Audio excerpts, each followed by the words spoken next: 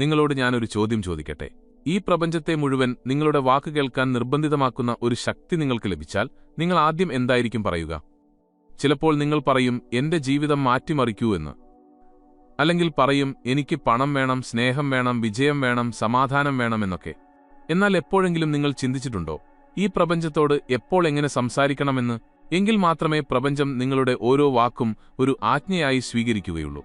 ഒരിക്കൽ ഒരാൾ പ്രപഞ്ചത്തോട് പറഞ്ഞു, ഹേ പ്രപഞ്ചമേ, എനിക്കൊരു ജോലി വേണം. പ്രപഞ്ചം പറഞ്ഞു, ശരി. പിന്നെ അയാൾ പറഞ്ഞു, പക്ഷേ വേഗത്തിൽ വേണം. പ്രപഞ്ചം പറഞ്ഞു, ശരി, വേഗത്തിൽ കാത്തിരുന്നോളൂ. ആ മനുഷ്യൻ ഇന്നും വേഗത്തിൽ കാത്തിരിക്കുകയാണ്. എന്തുകൊണ്ട്? കാരണം അയാൾ ആജ്ഞ നൽകുകയായിരുന്നില്ല, അയാൾ വെറുതെ ചോദിക്കുകയായിരുന്നു. ഇന്നത്തെ ഈ വീഡിയോ വെറുതെ കണ്ടിരിക്കാനുള്ളതല്ല, ഇത് മനസ്സിലാക്കാനുള്ളതാണ്. ഇതിൽ ഒളിഞ്ഞിരിക്കുന്ന രഹസ്യങ്ങൾ നിങ്ങൾ അറിഞ്ഞാൽ നിങ്ങളുടെ ഓരോ വികാരവും പ്രപഞ്ചത്തിനുള്ള ഒരു ആജ്ഞയായി മാറും. നിങ്ങളുടെ ഓരോ വാക്കും ഒരു നിർമ്മാണമായി മാറും. നിങ്ങളുടെ ഓരോ ചിന്തയും ഒരു ഊർജ്ജമായി മാറും. അതുകൊണ്ട് ഇത് അവസാനം വരെ തീർച്ചയായും കേൾക്കുക. കാരണം പാതി വഴിയിൽ നിങ്ങൾ ഉപേക്ഷിച്ചാൽ ഒരുപക്ഷെ നിങ്ങളുടെ ജീവിതം മാറ്റിമറിക്കാൻ പോകുന്ന ആ വലിയ കാര്യം നിങ്ങൾക്ക് നഷ്ടപ്പെട്ടേക്കാം.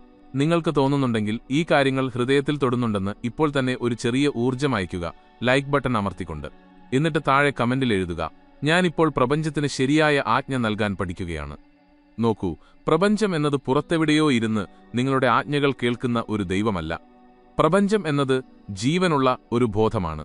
അത് നിങ്ങളുടെ ഓരോ ചിന്തയെയും പിടിച്ചെടുക്കുന്നു, ഓരോ വികാരത്തെയും അനുഭവിക്കുന്നു. നിങ്ങളുടെ ഓരോ പ്രകമ്പനത്തെയും ആജ്ഞയായി കണ്ട് അതിനനുസരിച്ചുള്ള സാഹചര്യങ്ങൾ നിങ്ങൾക്ക് അയച്ചു തരുന്നു. എന്നാൽ ശ്രദ്ധിക്കുക, നിങ്ങളുടെ ഉള്ളിൽ ആജ്ഞ നൽകാനുള്ള ഒരു ഭാവമുണ്ടെങ്കിൽ മാത്രമേ പ്രപഞ്ചം അതനുസരിക്കൂ. ആ ഭാവം വരണമെങ്കിൽ നിങ്ങളുടെ ഉള്ളിൽ പൂർണ്ണമായ വ്യക്തതയും വിശ്വാസവും സ്ഥിരതയും ഉണ്ടായിരിക്കണം. ഇനി ചോദ്യമിതാണ്, നമ്മൾ ശരിക്കും പ്രപഞ്ചത്തിന് ആജ്ഞ നൽകുന്നുണ്ടോ? അതോ നമ്മൾ സംസാരിക്കുന്നത് പ്രപഞ്ചം കേൾക്കുന്നുണ്ടെന്നത് വെറും തോന്നലാണോ? ഉദാഹരണത്തിന്, ഹേ പ്രപഞ്ചമേ, എനിക്ക് വലിയ പണക്കാരനാകണം എന്ന് നിങ്ങൾ പറഞ്ഞു എന്നിരിക്കട്ടെ. ഇപ്പോൾ നിങ്ങൾ പറഞ്ഞത് പ്രപഞ്ചം കേട്ടു. പക്ഷേ നിങ്ങളുടെ മനസ്സിന്റെ ഉള്ളിൽ നിങ്ങൾ എന്താണ് ചിന്തിച്ചത്? എനിക്ക് തോന്നുന്നില്ല ഇതത്ര എളുപ്പമാണെന്ന്. എന്റെ കയ്യിൽ അതിനുള്ള സാഹചര്യങ്ങളില്ല. എന്റെ വിധി മോശമാണ്. ഇനി പറയൂ, പ്രപഞ്ചം ഏതാണ് വിശ്വസിക്കുക? നിങ്ങളുടെ വാക്കുകളെയോ അതോ നിങ്ങളുടെ പ്രകമ്പനത്തെയോ? പ്രപഞ്ചം ഒരിക്കലും വാക്കുകൾ കേൾക്കില്ല. അത് ഊർജ്ജത്തിന്റെ തലത്തിലാണ് ജീവിക്കുന്നത്. ചുണ്ടുകൊണ്ട് നിങ്ങൾ എന്ത് പറഞ്ഞാലും നിങ്ങളുടെ ഊർജ്ജത്തിൽ സംശയമുണ്ടെങ്കിൽ, നിങ്ങളുടെ വികാരത്തിൽ ഭയമുണ്ടെങ്കിൽ, പ്രപഞ്ചം ആ ഭയത്തെയാണ് ആജ്ഞയായി സ്വീകരിച്ച് തിരികെ നൽകുക. അതുകൊണ്ട് ആദ്യത്തെ കാര്യം മനസ്സിലാക്കുക, പ്രപഞ്ചത്തിന് ആജ്ഞ നൽകാനുള്ള ഒന്നാമത്തെ നിയമം, ആജ്ഞ നൽകുമ്പോൾ സംശയം പാടില്ല എന്നതാണ്. ഒരു രാജാവ് നാളെ യുദ്ധം നടക്കും എന്ന് ആജ്ഞാപിക്കുന്നത് പോലെയായിരിക്കണം അത്. അതിൽ മടിയോ ഭയമോ യാചനയോ ഉണ്ടാകില്ല. കൃത്യം അതേ ഭാവം തന്നെ നിങ്ങളും കൊണ്ടുവരണം. നിങ്ങൾ പ്രപഞ്ചത്തോട് പറയുകയല്ല വേണ്ടത്, പ്രപഞ്ചത്തോട് സംസാരിക്കുകയാണ് വേണ്ടത്. എങ്കിലേ നിങ്ങളുടെ ഉള്ളിലെ ശക്തിയെ പ്രപഞ്ചത്തിന് തിരിച്ചറിയാൻ കഴിയൂ. രണ്ടാമത്തെ നിയമം എപ്പോൾ പറയണം? നോക്കൂ, എല്ലാ സമയത്തും പ്രപഞ്ചം നിങ്ങളുടെ വാക്ക് കേൾക്കില്ല. കാരണം പ്രപഞ്ചം 24 മണിക്കൂറും ഒരേ തരംഗത്തിലായിരിക്കില്ല. പ്രപഞ്ചത്തിന്റെ വാതിൽ നിങ്ങൾക്കായി പൂർണ്ണമായും തുറന്നിരിക്കുന്ന ചില നിമിഷങ്ങളുണ്ട്. ആത്മീയ ഊർജ്ജം ഏറ്റവും കൂടുതലുള്ള സമയങ്ങളാണവ. ഉദാഹരണത്തിന്, രാവിലെ പുലർച്ചെ 4 മണിയാകാൻ 15 മിനിറ്റ് മുതൽ പുലർച്ചെ 5 മണിവരെയുള്ള ബ്രഹ്മമുഹൂർത്തം. അല്ലെങ്കിൽ രാത്രി ഉറങ്ങുന്നതിന് തൊട്ടുമുമ്പ്. നിങ്ങളുടെ ബോധവും പ്രപഞ്ചബോധവും തമ്മിലുള്ള മതിൽ ഏറ്റവും നേർത്തതായിരിക്കുന്ന സമയമാണിത്. ആ നിമിഷങ്ങളിൽ നിങ്ങൾ പറയുന്ന കാര്യങ്ങൾ പ്രപഞ്ചത്തിന്റെ ഹൃദയത്തിലേക്ക് നേരിട്ട് പ്രവേശിക്കുന്നു. അതുകൊണ്ട് പ്രപഞ്ചത്തോട് സംസാരിക്കുമ്പോൾ ഈ പവിത്രമായ സമയങ്ങൾ തിരഞ്ഞെടുക്കുക. മൂന്നാമത്തെ നിയമം എത്ര ദിവസം പറയണം? ഇവിടെയാണ് കളിയിരിക്കുന്നത്. പലരും പറയും, ഞാൻ 3 ദിവസം പറഞ്ഞു, ഒന്നും സംഭവിച്ചില്ല. അല്ലെങ്കിൽ ഞാൻ ദിവസവും പറയുന്നുണ്ട്, എന്നിട്ടും ജീവിതം മാറിയില്ല എന്ന്. ഓർക്കുക, പ്രപഞ്ചം മധുരവാക്കുകളിൽ വീഴുന്ന ഒരു കുട്ടിയല്ല. നിങ്ങൾ സത്യസന്ധനാണെന്നും ഉറച്ച തീരുമാനമുള്ളവനാണെന്നും ആജ്ഞ നൽകുന്നതിൽ പൂർണ്ണ ആത്മാർത്ഥതയുള്ളവനാണെന്നും പ്രപഞ്ചത്തിന് കാണിച്ചു കൊടുക്കണം. കുറഞ്ഞത് 21 മുതൽ 30 ദിവസം വരെ തുടർച്ചയായി ഒരേ വികാരത്തോടെ, ഒരേ ആജ്ഞ, ഒരേ വിശ്വാസത്തോടെ നൽകണം. അപ്പോൾ പ്രപഞ്ചം നിങ്ങളുടെ ഭാഷ തിരിച്ചറിയാൻ തുടങ്ങും. അത് തിരിച്ചറിഞ്ഞാൽ പിന്നെ ഒന്നിനും അതിനെ തടയാനാവില്ല. വിധിക്കോ സാഹചര്യങ്ങൾക്കോ ഈ ലോകത്തിനോ പോലും. ഇനി നിങ്ങൾ ചിന്തിക്കുന്നുണ്ടാകും, അപ്പോൾ എന്താണ് ശരിയായ ആജ്ഞ? പ്രപഞ്ചത്തോട് എന്താണ് പറയേണ്ടത്? അവിടെ നിന്നാണ് യഥാർത്ഥ രഹസ്യം തുടങ്ങുന്നത്. അത് നമ്മൾ വഴിയെ മനസ്സിലാക്കും. അതിനു മുമ്പ് ചെറിയൊരു കാര്യം. ഇപ്പോൾ വരെ നിങ്ങൾ ഈ വീഡിയോ കാണുന്നുണ്ടെങ്കിൽ അതിന്റെ അർത്ഥം നിങ്ങൾ പ്രപഞ്ചത്തിലെ ആ ചുരുക്കം ചില ആളുകളിൽ ഒരാളാണ് എന്നാണ്. വെറുതെ ജീവിക്കാൻ മാത്രമല്ല, പ്രപഞ്ചത്തോടൊപ്പം ചേർന്ന് ജീവിതം നിർമ്മിക്കാൻ ആഗ്രഹിക്കുന്നവർ. അപ്പോൾ നമുക്ക് പ്രപഞ്ചത്തിന് ആജ്ഞ നൽകുന്ന ആ ഭാഷയിലേക്ക് നീങ്ങാം. അപ്പോൾ ചോദ്യം ഇതാണ്, പ്രപഞ്ചത്തിന് എന്ത് ആജ്ഞയാണ് നൽകേണ്ടത്? എനിക്കാകൊരു പണക്കാരനാകണമെന്നോ, എന്റെ വിവാഹം നല്ലൊരു വ്യക്തിയുമായി നടത്തിത്തരൂ എന്നോ, എനിക്ക് വിജയം വേണം എന്നോ പറഞ്ഞാൽ മാത്രം പോരാ. പ്രപഞ്ചം ഒരു ലോട്ടറി മെഷീനല്ല, നിങ്ങൾ ബട്ടൺ അമർത്തിയാൽ സമ്മാനം തരാൻ. അത് നിങ്ങളുടെ ബോധത്തിന്റെ ആഴമാണ് അളക്കുന്നത്. നിങ്ങളുടെ ആജ്ഞയിൽ എത്രത്തോളം വ്യക്തതയുണ്ട്, എത്രത്തോളം സത്യമുണ്ട്, എത്രത്തോളം ഉത്തരവാദിത്തമുണ്ട് എന്ന് അത് നോക്കുന്നു. കാരണം ഓർക്കുക, ആ ആജ്ഞ നടപ്പിലാക്കാൻ കഴിവുള്ളവരുടെ ആജ്ഞ മാത്രമേ പ്രപഞ്ചം മാനിക്കുകയുള്ളൂ. നിങ്ങൾക്കൊരു നേതാവാകണം എന്ന് നിങ്ങൾ പ്രപഞ്ചത്തോട് പറഞ്ഞാൽ, ആ നേതൃത്വത്തിന്റെ വേദനയും ഏകാന്തതയും തീരുമാനങ്ങളെടുക്കാനുള്ള ഉത്തരവാദിത്തവും ഏറ്റെടുക്കാൻ നിങ്ങൾക്ക് കഴിയുമോ? എനിക്ക് കോടീശ്വരനാകണം എന്ന് നിങ്ങൾ പറഞ്ഞാൽ, ആ പണം കൈകാര്യം ചെയ്യാനും ശരിയായ ദിശയിൽ ഉപയോഗിക്കാനുമുള്ള മാനസികാവസ്ഥ നിങ്ങൾക്കുണ്ടോ? അതുകൊണ്ട് പ്രപഞ്ചത്തിന് ആജ്ഞ നൽകുന്നതിനു മുൻപ് സ്വയം ചോദിക്കുക, ആ കാര്യം നേടാൻ ഞാൻ യോഗ്യനാണോ എന്ന്. പ്രപഞ്ചത്തിന് നൽകുന്ന ആജ്ഞയിൽ 3 കാര്യങ്ങളുണ്ടായിരിക്കണം. 1. പൂർണ്ണമായ വ്യക്തത. 2. ആഴത്തിലുള്ള വികാരം. 3. നിശ്ചിത സമയം വരെയുള്ള ദൃഢനിശ്ചയം. ആജ്ഞ ചുരുങ്ങിയ രൂപത്തിലായിരിക്കണം. ഉദാഹരണത്തിന്, ഹേ പ്രപഞ്ചമേ, ഞാൻ ആത്മവിശ്വാസം നിറഞ്ഞവനാണ്, എന്റെ വഴി വ്യക്തമാണ്. ഹേ പ്രപഞ്ചമേ, ഞാൻ സ്നേഹവും ബഹുമാനവും സമൃദ്ധിയും നിറഞ്ഞ ഒരു ജീവിതത്തിലേക്ക് പ്രവേശിച്ചു കഴിഞ്ഞു. ഹേ പ്രപഞ്ചമേ, ഓരോ ദിവസവും അത്ഭുതകരമായ അവസരങ്ങൾ എന്നിലേക്ക് വന്നുകൊണ്ടിരിക്കുന്നു. കണ്ടില്ലേ, ഇതിൽ അപേക്ഷകളോ ആയിരുന്നെങ്കിൽ എന്ന വാക്കുകളോ എനിക്ക് വേണം എന്ന വാക്കുകളോ ഇല്ല. കാരണം പ്രപഞ്ചത്തോട് പ്രാർത്ഥിക്കുകയല്ല, ആജ്ഞാപിക്കുകയാണ് വേണ്ടത്. ഇനി മറ്റൊരു ചോദ്യം, ദിവസം മുഴുവൻ നമുക്ക് പ്രപഞ്ചത്തിന് ആജ്ഞ നൽകിക്കൊണ്ടിരിക്കാമോ? പാടില്ല. കാരണം ഒരേ കാര്യം തന്നെ വീണ്ടും വീണ്ടും പറയുന്നത് നിങ്ങളുടെ ഉള്ളിലെ പേടിയെയും ഇല്ലായ്മയെയുമാണ് കാണിക്കുന്നത്. അതുകൊണ്ട് ദിവസത്തിൽ ഒരിക്കൽ മാത്രം പൂർണ്ണ വിശ്വാസത്തോടും ഊർജ്ജത്തോടും കൂടി പറയുക. എന്നിട്ട് ദിവസം മുഴുവൻ ആ കാര്യം സംഭവിച്ചു കഴിഞ്ഞു എന്ന മനോഭാവത്തിൽ ജീവിക്കാൻ തുടങ്ങുക. അതായത് നിങ്ങൾ ആഗ്രഹിക്കുന്നത് എന്താണോ അതിൽ ജീവിക്കാൻ തുടങ്ങുക, പുറമേ തെളിവുകളൊന്നുമില്ലെങ്കിലും. ഇവിടെയാണ് നിങ്ങളുടെ ഊർജ്ജം മാറുന്നത്. ഈ നിമിഷമാണ് പ്രപഞ്ചം പറയുന്നത്, ഇവൻ തയ്യാറായി കഴിഞ്ഞു, ഇനി ആജ്ഞ അനുസരിക്കാൻ തുടങ്ങാം എന്ന്. പക്ഷെ ഇവിടെ ഒരു വലിയ തടസ്സം വരുന്നു, ക്ഷമയുടെ പരീക്ഷ. പലരും 10 ദിവസം പറയും, 11ാം ദിവസം ചിന്തിക്കും, ഇതുവരെ ഒന്നും സംഭവിച്ചില്ലല്ലോ, ഒരുപക്ഷെ ഇത് പ്രവർത്തിക്കുന്നുണ്ടാകില്ല എന്ന്. അവിടെ വെച്ച് പ്രപഞ്ചം നിങ്ങളുടെ ആജ്ഞ റദ്ദാക്കുന്നു.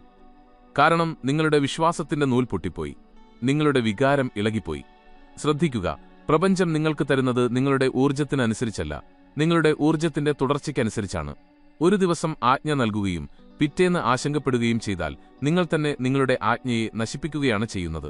അതുകൊണ്ട് കാറ്റ് വീശിയാലും കെട്ടുപോകാതെ ഉള്ളിൽ കത്തുന്ന ഒരു വിളക്കായിരിക്കണം നിങ്ങളുടെ ആജ്ഞ. ഇനിയൊരു രഹസ്യം കൂടി കേൾക്കൂ. സ്വാർത്ഥതയില്ലാത്ത ലക്ഷ്യമുള്ള ആജ്ഞകൾ മാത്രമേ പ്രപഞ്ചം കേൾക്കുകയുള്ളൂ.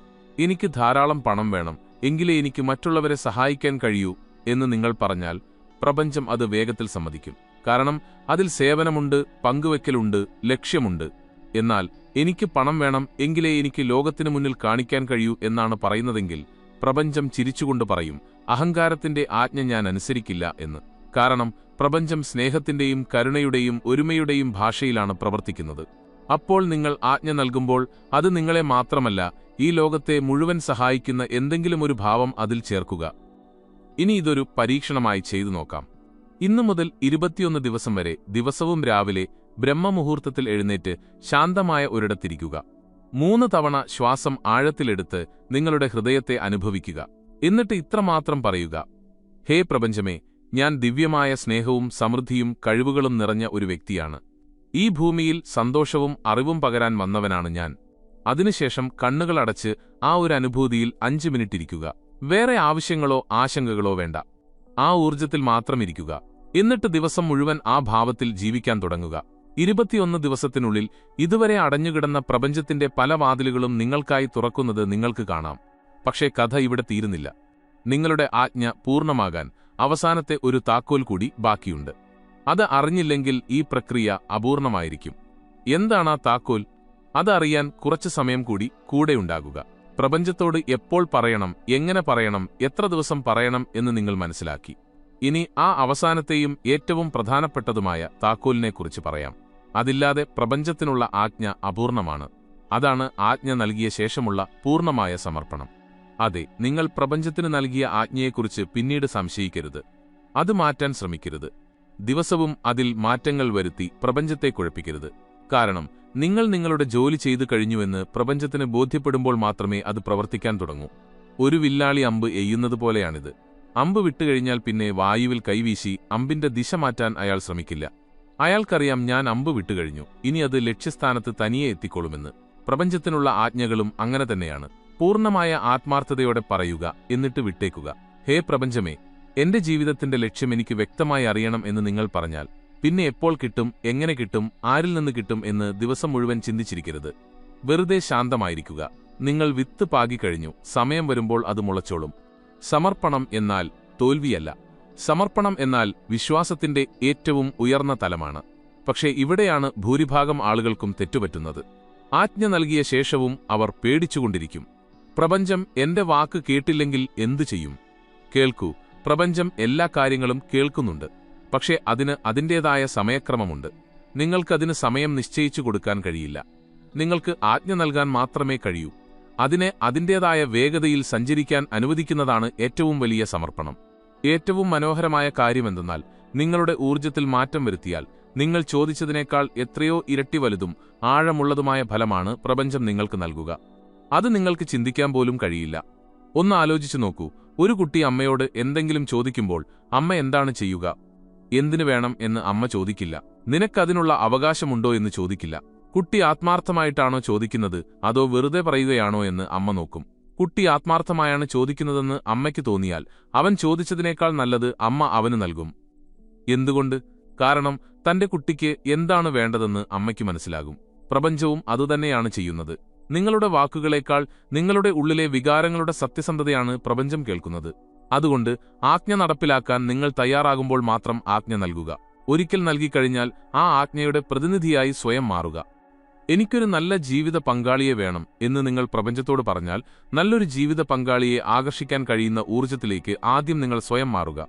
എനിക്കൊരു വലിയ ബിസിനസ്സുകാരനാകണം എന്ന് പറഞ്ഞാൽ, ഒരു വലിയ ബിസിനസ്സുകാരൻ ചിന്തിക്കുന്നതും ജീവിക്കുന്നതും പോലെ നിങ്ങളുടെ ചിന്തകളെയും ശീലങ്ങളെയും മാറ്റുക. കാരണം നിങ്ങൾ അതിനായി തയ്യാറായി എന്ന് തോന്നുമ്പോൾ മാത്രമേ പ്രപഞ്ചം ആജ്ഞ അനുസരിക്കൂ. പിന്നെ ഈ സംഭാഷണം ഒരിക്കലും നിലയ്ക്കാൻ പാടില്ല. എല്ലാ ദിവസവും രാവിലെ എഴുന്നേൽക്കുമ്പോഴും രാത്രി ഉറങ്ങുന്നതിനു മുൻപും നിങ്ങളുടെ ഉള്ളിൽ നിന്ന് ഒരു പ്രകമ്പനം ഉണ്ടാകണം. ഞാൻ പ്രപഞ്ചത്തിന്റെ സഹസ്രഷ്ടാവാണെന്നും ഞാൻ പറയുന്നത് സംഭവിക്കുമെന്നും അത് പറയണം. അവസാനമായി ഒരു കാര്യം കൂടി. ചിലപ്പോൾ പ്രപഞ്ചം നിങ്ങളുടെ ആജ്ഞയ്ക്ക് നേരെ വിപരീതമായ ഫലമായിരിക്കും ആദ്യം നൽകുക. അതായത്, എനിക്ക് പണം വേണം എന്ന് നിങ്ങൾ പറഞ്ഞാൽ കുറച്ചു ദിവസങ്ങൾക്കുള്ളിൽ പണത്തിന് വലിയ ക്ഷാമം അനുഭവപ്പെടുന്ന സാഹചര്യമുണ്ടായേക്കാം. എന്തുകൊണ്ട്? കാരണം ആ ആജ്ഞയെ കൈകാര്യം ചെയ്യാനുള്ള കഴിവ് പ്രപഞ്ചം നിങ്ങൾക്ക് നൽകാൻ ആഗ്രഹിക്കുന്നു. അതൊരു ഊർജ്ജ പരീക്ഷയാണ്. ആ സമയത്ത് നിങ്ങൾ ഭയപ്പെടുകയോ നിഷേധാത്മകമായി ചിന്തിക്കുകയോ ചെയ്താൽ പ്രപഞ്ചം നിങ്ങളുടെ ആജ്ഞ താൽക്കാലികമായി നിർത്തിവച്ചു എന്ന് മനസ്സിലാക്കുക. എന്നാൽ ആ സാഹചര്യത്തിലും ഇതൊരു തോന്നൽ മാത്രമാണെന്നും എന്റെ ആജ്ഞ സ്വീകരിക്കപ്പെട്ടു കഴിഞ്ഞെന്നും എന്റെ ഉള്ളിലെ കഴിവ് വർദ്ധിപ്പിക്കാനാണ് ഈ സാഹചര്യം വന്നതെന്നും നിങ്ങൾ പറഞ്ഞാൽ പ്രപഞ്ചം നിങ്ങളുടെ ആത്മാവിനെ ബഹുമാനിക്കും. അവിടെ നിന്ന് ആ ആജ്ഞയുടെ യാത്ര തുടങ്ങുകയായി. അത് ഈ പ്രപഞ്ചത്തെ മുഴുവൻ നിങ്ങളിലേക്ക് തിരിക്കും. ഇനി നമുക്ക് ഈ വീഡിയോ ഒരു ഊർജ്ജം നിറഞ്ഞ വാചകത്തോടെ അവസാനിപ്പിക്കാം. കണ്ണുകൾ അടച്ച് ഈ വാക്കുകൾ മെല്ലെ ആവർത്തിക്കുക.